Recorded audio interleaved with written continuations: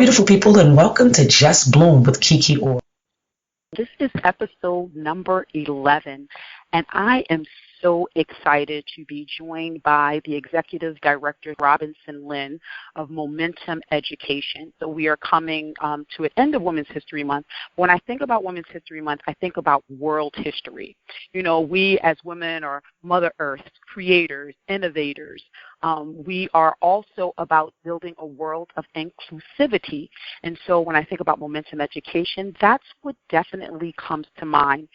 So Robinson Lynn, since taking the helm of Momentum Education about 9 years ago, and I will probably say it's 10 years now, going on 10 years now, has revamped the company's signature curriculum, grown its corporate portfolio to acquire some of the nation's premium brands, and position the organization's philanthropic efforts to greater impact immediately and over time. We've implemented a business model, Robinson says, that is brought to life by a dedicated staff and a community of clients whose passion, integrity, and focus on results are unsurpassed. Robinson is often called upon to deliver keynotes, facilitate trainings, and participate in panels geared towards innovation, breakthrough thinking, communication, culture change, and personal expression, using highly effective experiential, and we're going to talk about that word in a minute, but experiential learning techniques. Momentum Education, under Robinson's leadership, has trained tens of thousands of people throughout the United States. We're in the business of helping people and organizations improve their lives on their way to having their heartfelt dreams come true. That's another quote from Robinson. He is a graduate of George Washington University and was a protégé of Robin Lynn, his mother, an international trainer who was recognized by South African government for her role in the dismantling of the apartheid system. Without further ado, please, everyone, give it up and welcome Robinson Lynn. Yay!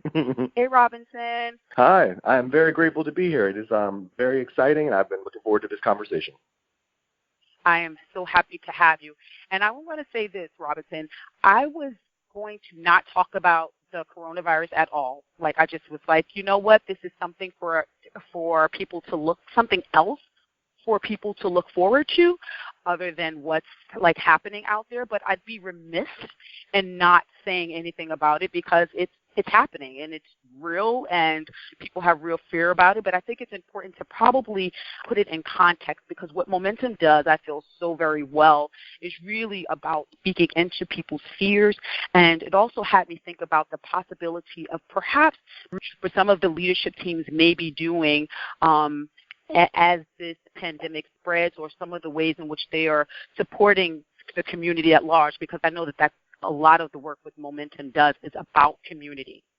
Yeah, absolutely. You know, I'm grateful that we start there, right? Because I think for so many people to not mention what's currently going on in the world, wouldn't you could look to have it be a nice distraction, but I think it's actually better not just to distract from what's occurring, but to like actually aid what's occurring.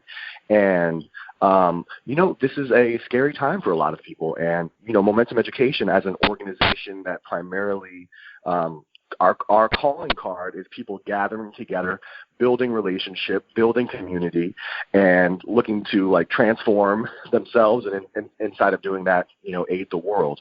And so, there's a lot of challenges affecting so many people right now, but particularly around what does community look like when the responsible thing that's being done by so many is to, social distance or quarantine and things of that nature. And so even just me looking forward to this phone call with all the news I've been hearing today was a reminder about the powerful nature of connection, right? And you and I have known each other for over a decade now, and on a day where I was receiving challenging news throughout, on a day where most of the news, the text messages I was getting from my news organizations weren't positive, I knew at the very least I could talk to someone I respect and admire. And I think the first thing I would just start with there, right? Even I'm making this call from my own home. I'm not sure where you're making this call, but the fact of the matter is we're able to connect. And I think at this time more than ever, we have to look at a multitude of ways in which we could be connecting, right? So even you just referred to leadership teams, right? So we have leadership teams that take 90-day journeys of accomplishing results that matter to them. And I'm part of a leadership team 182 with Momentum, which is our 182nd leadership team, which is pretty extraordinary, right? Wow. Over the last 17 Yes. years. And we were supposed to have a big in-person meeting this past weekend, right? We have a weekend that was, fully booked on people's schedule for 5 to 6 months in advance and things of that nature. And this would have been around 75 people meeting. And a few days before, we had to figure out how can we still meet, right? How can we stand for the vision of what we're looking to create, even if it was going to look differently. And so we were able to come together and I'm not a technology person, but very quickly we were able to kind of come together. We were able to do a Zoom video call. And I spent, when it's all said and done, about 20 hours this weekend talking to people I respect and admire and coming up with a game plan to change and support, what's currently going on. Everything from we were on the call when New York City announced that schools would be closing for the next month. And the second that happened, we had people who were jumping into, okay, well, for the parents on the team who still have to go to work, here's what childcare can look like for the following weeks, right? For people who are looking to give additional ways to keep their children involved or challenged or learning, here's X, Y, and Z that can occur. And so whether it was posting about food kitchens, whether it was posting about updated information, or even offering just to be there for childcare for each other, to me, it's a very real example in real time of communities coming together and not waiting for it to be told the official way to support each other, but responding in real time. Gosh, that's beautiful. That's one of the many, many reasons why I love Momentum Education, because that right there, the way in which we exemplify community, exactly that, not being told to, but getting that we are responsible in that way and what we get to create. And so you said that you're just at LT 182. But Momentum Education has been in existing now for, is it 17 years, I want to say? Is that accurate? Yes, we're turning 17 this June. When I think about that, just to put this in perspective for y'all, right? Nyla Starr, who is now 14 years old, so that means Momentum Education is older than her. But when I started Momentum Education, it was before she was born. So I call her she's my Mo child, right, in many ways. She was brought into the world with having knowledge of the work.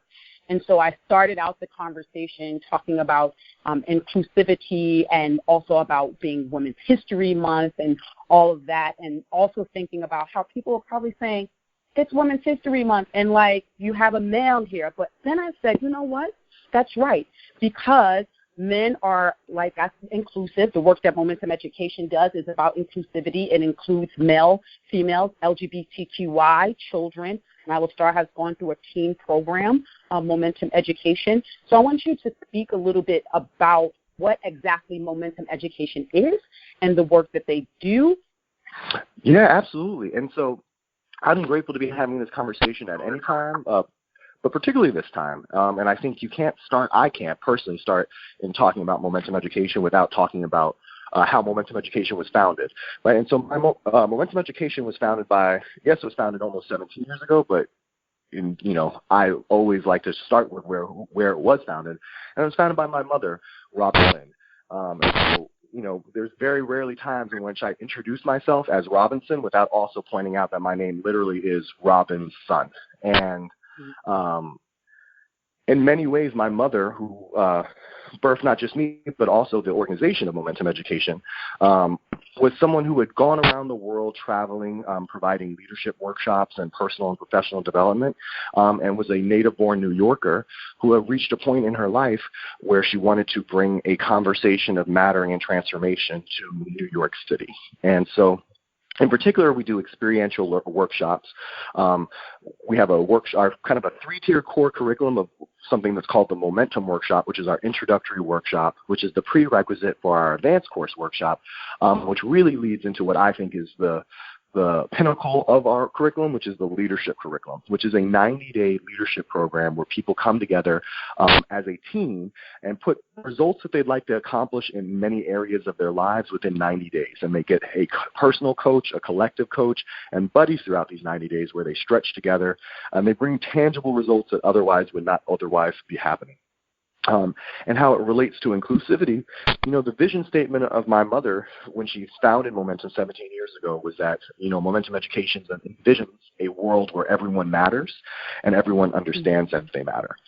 And I would say that's really been the guiding principle for the last 17 years, and it's the compass I'm constantly referring to. And I would say in many ways in the transformational field, right, I think there's ways in which privilege can still occur, right? Who has access to personal development? Who has access to leadership workshops and things of that nature? And I think given that my mother's vision was that everyone matters, even as we expand, we're constantly looking to see how can we impact the maximum amount of people and how can we impact other people who otherwise may not have access to these workshops. And at the same time, how can we impact people who are in positions of power, because we know by impacting them, they're going to be able to impact larger groups than we may ever get in front of. And so, and I think, it's very important for me as the current executive director. I became the executive director in 2010 when my mother passed away, that to still use that as our guiding principles.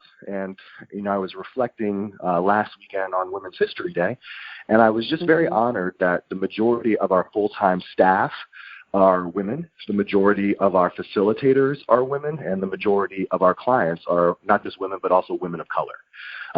And so although everyone is welcome, I'm very, very grateful for the way women continue to be the driving force behind Momentum Education. I'm so grateful that you did speak about Robin, your mom, because when I started Momentum Education, she was actually my leadership. She did my basic and my leadership and my advanced, actually all three tiers. And so this morning it was interesting. I was doing a meditation, and the task for the meditation this morning was really about task with today I behold the abundance that surrounds me. And the task at hand was to think about 50 people who have impacted your life, whether alive or who have moved on, who have impacted your life. And Robin was definitely at the top of the list. I feel like Momentum, and the work that it does and the work that it continues to create has created for me family. And it's a gift that keeps giving. I really, literally today when I think about the people who I want to connect with and the things that I'm looking to get done, I can always count on my Momentum crew, if you will. So you've probably already said this, but I'm going to ask the question again in this way. How is it being the son of a woman with such a rich legacy? How has that empowered you? Yeah, so how has it empowered me? I would say there's probably a multitude of ways that I'm aware of and a multitude of ways I'm not even aware of the benefits of that, but just have been kind of ingrained in the fabric of who I am. But I'm very honored to be able to say that, I'm named after my mother. I'm very honored to be able to say that I'm the executive director of an organization that she started. And so every day, one of the benefits of I was just thinking as you were talking, as being my mother's son, is that although my mother passed away at this point a little bit over 10 years ago, I don't go very long or very far without someone pausing and expressing to me their gratitude for my mother, whether it's someone who has met my mother or someone who has benefited from our organization in the years after she has passed away. And I think that's such a huge benefit as a son that although I've gone through my own mourning and my own grieving period, I don't go very long without collectively being reminded of her impact. And to be quite honest, she's my favorite subject to talk about.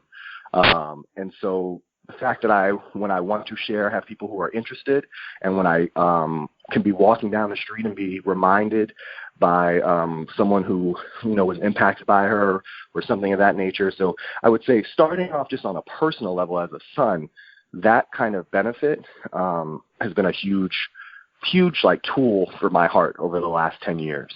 And then, as the executive director of Momentum, I've been able to learn from the courageous example of a woman. And because of that, I'm willing to take chances. I'm willing to follow my heart. I'm willing to go after the extraordinary because, if I think about what my mother taught me, it wasn't just what she told me, it was what she showed me in her actions. Mm-hmm. Right? So I became the executive director of Momentum at the age of 22. right? My mother chose to make me the executive director at the age of 22. I just graduated from college maybe 6 months earlier with little to no professional experience. And so in addition to my mother traveling the world and starting a business, in multiple different ways, but momentum at the age of 53, I would say she took a huge risk in choosing to empower her son. And so when I was aware that my mother trusted me in that way, it became much easier to trust myself and trust my gut and trust my instincts. And I would say the majority of the times in which I've made mistakes over the last 10 years, more often than not, it's because I've second-guessed and not trusted what my mother had already trusted inside of me. That's powerful.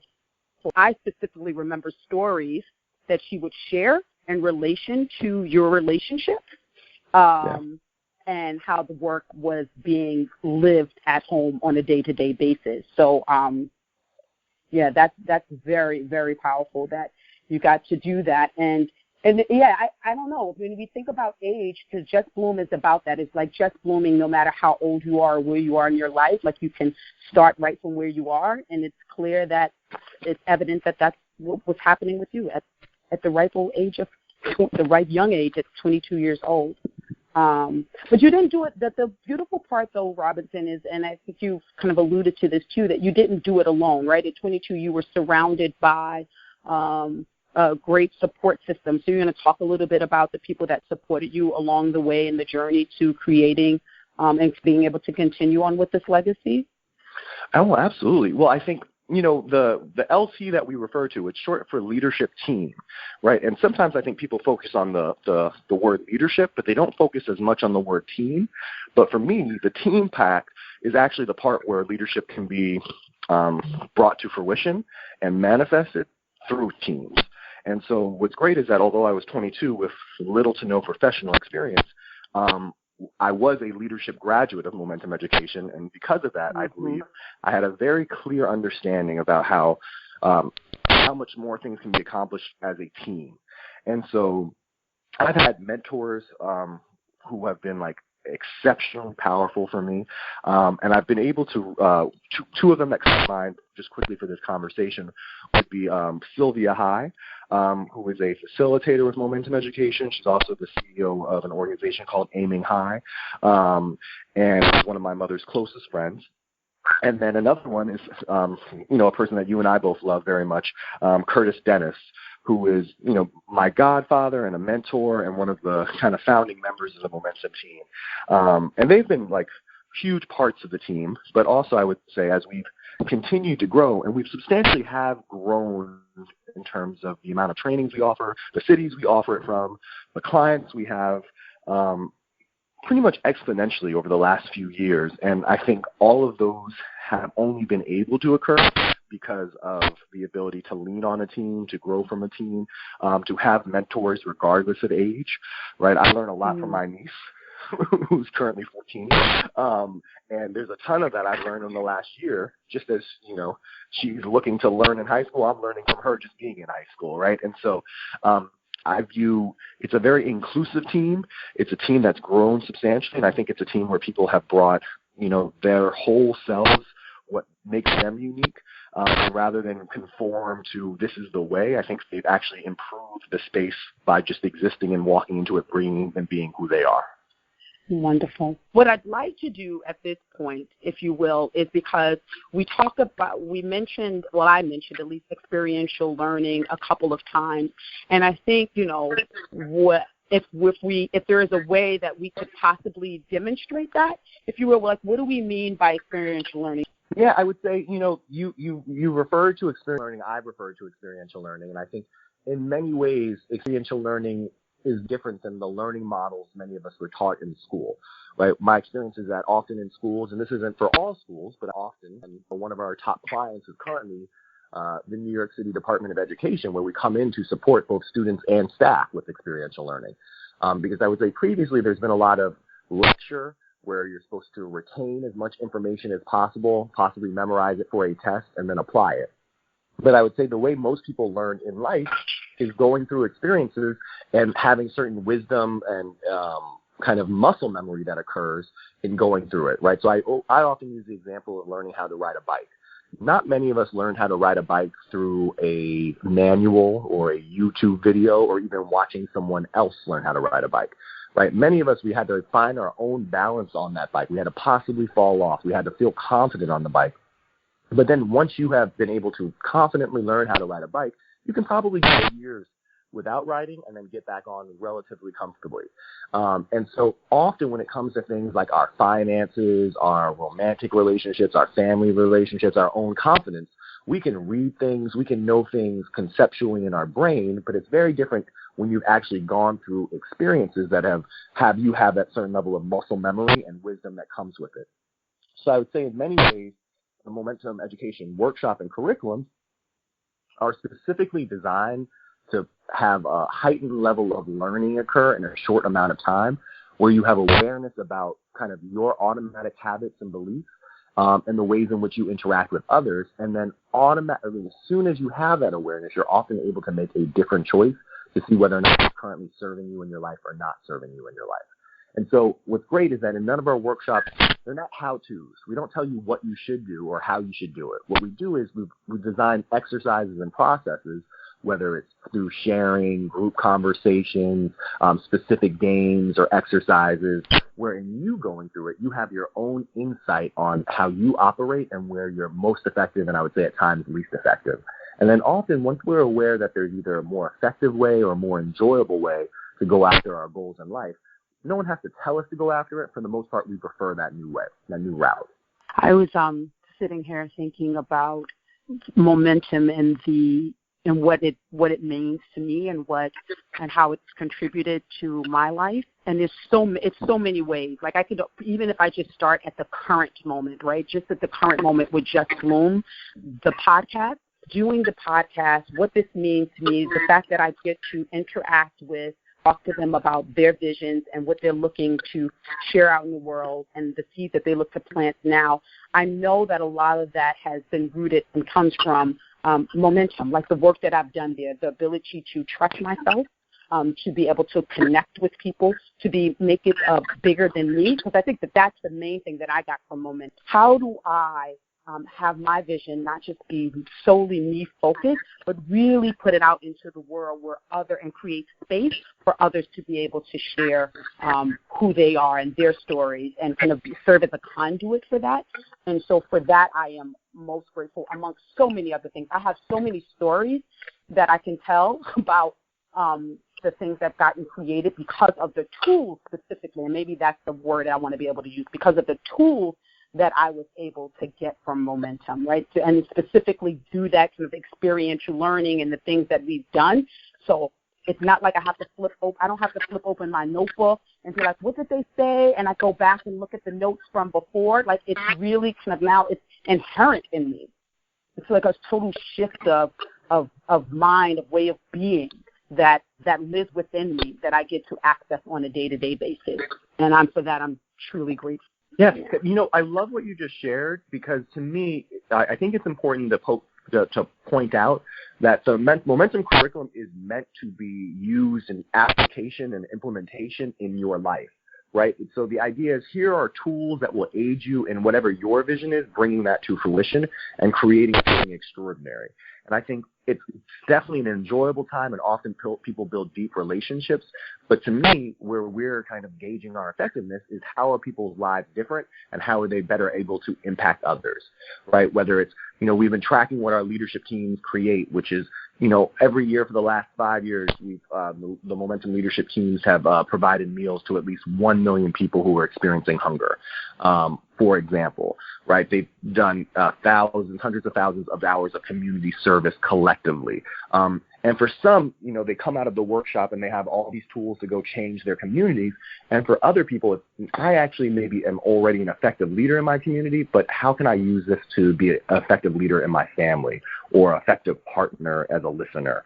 As we're talking about tangible results, I have a very clear visual of the 3 extraordinary daughters you have. And I'm clear that even if they had yet to ever go through the momentum curriculum, they have so many tools from watching you live and navigate your life and bloom that have just been like, it's really like a privilege and a pleasure to see. Mm. Thank you for that. Thank you for that. It actually makes me, it has me then talk about this next point, which is, I think, which is very poignant, is that, as you said, there are people who go out there in kind of community, and we think of team and leadership and doing like really amazing things in the world. And then there are things that where people's lives are changed just within, or relationships, I say, could change right in their own home, right? And that relationship is like first the relationship with ourselves, right? When I think about Robin, and I think about standing in the room with her, one of the things that I've come to understand about me is we talk a lot. There is a saying about putting the oxygen mask on yourself. And I, for a long time, had this martyr mentality, right? Like if I needed to do it, it was me, and it's just whatever martyr to be. That was a story that I was holding on to. And I got really clear as I began raising my daughters of how I get to like have that look and be different. And so it really started with me getting that I mattered. And I knew that I couldn't it wasn't enough to just say it. I needed to begin to demonstrate that. And she really kind of held the mirror to me, if you will, and kind of paused and got me to stop. And something as simple, and may sound so simple, but something as simple as being able to say, you get to take a bath. Now that sounds like, of course you get to take a bath, right? Because, we wash every day. No, but like get to take a bath is really about pausing. It was really about me getting that I get to take time for myself. It was really about me getting to take time for me to reset and what that looked like for me as a mother. And like those things just continue to be able to, as I get to live within me, and which is why I believe that I'm able to have and continue to have raised such wonderful women, young women that I have, who are able to do that for themselves, who are able to like put the oxygen mask on themselves, to be responsible and caring for themselves, because they were able to see me demonstrate it. Albeit it happened a little bit later in my life, but it happened nonetheless, and I'm grateful because of the work. So again, there are people that are doing big work, like change-making work out in the world, in the community, and then there are all those of us who are doing it within our own homes, which to me has a ripple effect nonetheless, right? Absolutely. So I just wanted to share that, because I think sometimes, people go, well, what if I'm not looking to feed 1 million people, right? It's like, okay, that's okay. I think it's extraordinary. Not everyone comes out of our workshops wanting to start a new nonprofit, right? Some people come out of our workshops and they really just want to look in the mirror and be happy with their reflection. And I think both are extraordinary. How do you believe that you elevate and support women? How do I believe momentum elevates and supports women? I think there's a multitude of different ways. I think it's very important that women, at least in our organization, be placed in positions of power and positions of influence, and have the ability to continuously progress in the organization. And I think that's important for two reasons, right? One, I think it's important because I believe representation matters. And two, I believe that an organization that has like full representation is going to be incredibly more effective than an organization that doesn't, that has one way of thinking or minute way of like operating, or in many ways an outdated way of operating. So I would say from an organization standpoint, I'm very proud of the women who currently work for the organization, facilitate with the organization, who better the organization, and their perspectives have improved the organization on a consistent basis. Then I would say for our client base, because although we are open to all, I would say, transparently, our workshops are often women, and I think many of the women leave our training not necessarily with new visions, but with new tools to make their visions come to fruition. And I think we're in a day and age where it is becoming, I would say, where there's been so much change, but I don't think we've reached where we should be reaching in terms of equality. I don't think we've reached where we should be reaching in terms of equity. And so I feel like when you empower women, you're empowering the entire planet. And so the more tools we give to women, to whether it's for some starting their own businesses, for some it's taking different leadership roles in their families. For some, it's in their own self-confidence. For some, it's retiring but looking at changing their perspective of how they've been operating in as their family. Whatever it happens to be, I feel like when we are able to support women with these tools, we're supporting current generations, we're supporting future generations, and I would say that's like for me, I think probably the most effective way to change the planet currently is to continue to give women tools to bring their visions to fruition. Often when I'm talking to people, we talk a lot about what people do and the work, and clearly the work that you're doing. You're doing some amazing work, but I want to talk next a little bit about Robinson and what he likes and what Robinson enjoys. And when you're not doing the great, amazing work that you're doing, what do you do in your pastime? What are some of the additional things that brings you joy? All right. I love that. Yeah. And I like that question. I think I'm glad you asked your guest that question, because I think me as Robinson doing the things that bring me joy, even if it doesn't change the world, if it changes my world, I think it makes me more effective when I go back out to the world. And I know there's been times in my life where I haven't prioritized the things that bring me joy, and because of that, I don't think I was as a joyful leader as I could be, or as effective as a leader as I could be. And so I think that self-care, or for some it's self-care, and for others it's actually letting others care for you, because I think that can be just as rejuvenating and replenishing. But I really feel like taking that time for yourself is an act of responsibility. At this current age in time, my favorite hobby is battle rap. Before I was the executive director of Momentum, I had a goal of being a rapper. I would say I no longer have a goal of being a rapper, but I enjoy words.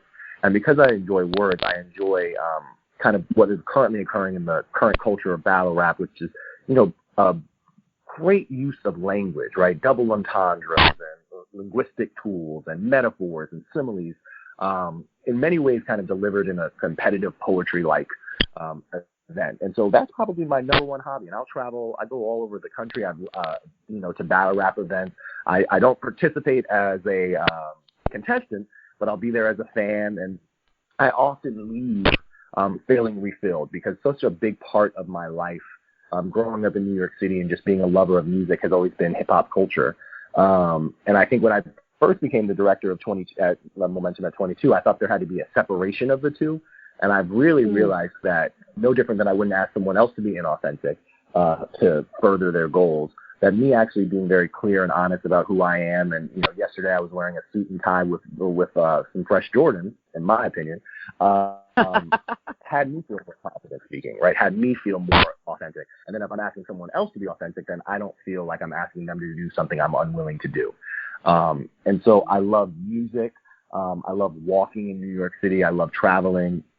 I spent a lot of time with my wife, who is an amazing facilitator for Momentum Education, and someone where if we're talking shout out to Tamara. Correct, right? And if I'm talking about like the power of women and the influence of women, she's been just a huge benefit to the organization, a huge benefit to me, and just someone who, when the waters are rough, she's someone who I would always want to be on the same ship as. And so I'm kind of getting emotional about it now, right? As the world is changing, right, and many of us are in, social distance. We looked over at each other and we said, we might be in the same apartment for quite some time. How lucky is it that we both like each other, right? And I use the word like because sometimes I think we can love people but not necessarily enjoy and like them. And I'm very grateful that we both love each other and also like and enjoy each other. And so we've only been here for a few days, but it's going well thus far. I hear you. I was in here. First of all, I want to acknowledge what you said. It is beautiful. In terms of like the battle rap and all that stuff. I knew that about you, and you and I share that. I don't know if you know that about me, but you and I have that in common. Not necessarily the battle rap per se, but like the love of hip-hop. I am a hip-hop lover. Have grown up hip-hop. In fact, hip-hop has been, I want to say, probably one of my saving graces in terms of my healing process and getting me through with like the ability to write. And I used to write hip-hop and music and all of that stuff. So And I was thinking about when you said, oh, not a hip-hop battle. And I'm like, well, why not? Because, Just Bloom is always about it's never too late. We can do what we want, we can do it, because there was a time that I put that to the side, my little hip-hop dream, because I was like, I'm too old. But I realized that it actually has manifested itself in other ways, right? When you talk about the language and the ways of being able to communicate with people. So we do share that in common. I just wanted to share that. Oh, yeah, I've seen you tear down quite a few stages over the last 10 years. I was just going to say, in addition for me, as a lover of hip-hop and music, I've been able to incorporate that into our trainings as well. So it's not that I'm, have a belief that I couldn't do, things in music currently, but I feel like I've been able to bring hip-hop and music in general more to the trainings I do on a day-to-day basis. So I feel like a lot of ways, I feel like I'm a transformational, facilitator, but sometimes on the right training, I'm in my head, I'm a transformational DJ, right? And I'm trying to find the right musical moment that brings the right level of insight and breakthrough for an individual as well as a collective experience. Oh, I love that. Perfect. I love that. I said as a true lyricist. For the past 17 years, momentum, as you've mentioned, has grown exponentially in terms of the reach that it has had for the people, and in terms of also its programs offering, right? It's multi-state. You've also done things in other countries and continents. So, what's the next cut for Momentum Education? That's a great question, and I would say I probably would have answered that question differently last month than I answer it now, right? So I'll give you what I would have said last month, and then I'll also say where I think I'm at now. I would say last month I would have seen kind of a very linear continuation of what Momentum does, whether it's, when I became the director, we did our core curriculum, our whole 3 tiers. We did that about 9 times a year. Right now we do the Momentum workshop about 24 times a year, the advanced course about close to 20 times a year. If you add up New York and other cities, probably closer to 20. So we've doubled the amount of times, right? We've doubled the amount of people we impact for the last 3 to 4 years. Each year we double the amount of people who are going through our programming, right? We've adapted to, really having a very clear professional development curriculum as well as an education curriculum that works with schools and particularly young people on social emotional learning and having them understand that they matter at a young age. And I think that's been really powerful because we have entire schools in the New York Department of Education where every grade has gone through a Momentum workshop. And not only has every grade gone through it, but the teachers and administrator have done it as well. So there's a common language. So I think in many ways, a month ago I would have said, that if the intention is just to continue to expand in that way. But what I'm really noticing over the last few days as we're still in the beginning stages possibly of how the coronavirus is going to affect us domestically and internationally, I think there's a way for us to grow and look to impact people who may never walk in through the doors of a Momentum education training, but are able to receive tools and connection and community. And I think that's really important. So whether it's digital offerings or things like a podcast like this, where I'm sure you are touching, more people that can fit in your home on a consistent basis, right? And so for me, I think the challenge is, if my real goal is to impact as many people as possible, then how am I, as the executive director and Momentum as an organization, willing to continuously update and update ourselves so that we're able to impact the maximum amount of people, right? 17 years ago, we didn't have social media. We didn't have the ability to do a video conversation that could be viewed by millions of people, but still shot from your home or office. And I think as we are finding these things, I want to be able to broaden our reach outside of, the traditional workshop structure. Any parting words? Sure. I would say for anyone who's finding themselves unfamiliar with some of the concepts we've talked about or just curious about, the experiential learning we've talked about, or how is Momentum Education able to kind of promise the level of results that we promise through a workshop experience, you can go to momentumeducation.com and find out more information.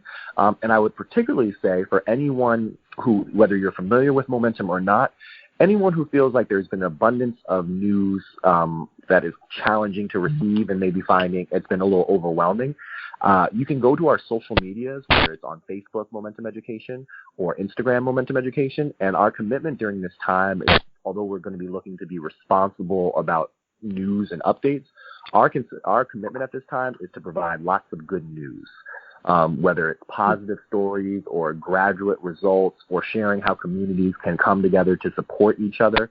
We're really going to be intentional on our social media about spotlighting and highlighting people and results and things that we think not only deserve to be spotlighted, but will be a gift to the viewer at a time where it's, for many people, challenging to look at a screen without seeing something that's hard to read. And so whether it's interest in our workshops or just interest in good news, if you go to momentumeducation.com or Momentum Education on social media, it's our commitment to be serving people during this time in a variety of different ways. Well, there you have it, folks. Thank you so much, Robinson. I truly, truly appreciate and am grateful for the time and the conversation and the insight. As I said at the top of the conversation, or somewhere in the middle, in between, I may have said it several times, Momentum Education as an organization is a gift that keeps giving, but you are a gift that keeps giving as well. And I'm grateful to you and to the staff and for all the work that you all are doing to be the difference to the world. So thank you very much. I really appreciate you. I appreciate you as well. Like I said, it was nice on a day where it was kind of challenging to have a conversation I was looking forward to having with a person I respect very much. So thank you. I love my conversation with Robinson. And as we move forward during what seems to be uncertain times, I am certain that humanity exists. It has been demonstrated over and over since this pandemic has occurred, people being supportive, kind, joyful, looking out for their neighbors, and just giving great advice to one another. And I say once this is over, that we get to continue that. Yes, I know there have been some people who haven't been all so nice. Yes, the toilet tissue, I get it. Overall, we have collectively come together to support one another seriously. And I know that once this is over, we get to continue doing that. We get to continue being loving, joyful, kind, supportive, and community. And so as Just Bloom comes to an end, season 1 will be wrapping up soon, but not before I have an interview with Sylvia High. Looking forward to that. And while you're in isolation or spatial distancing, why not catch up on some past Just Bloom episodes? Thank you. And until next time, remember, it's never too late to just bloom.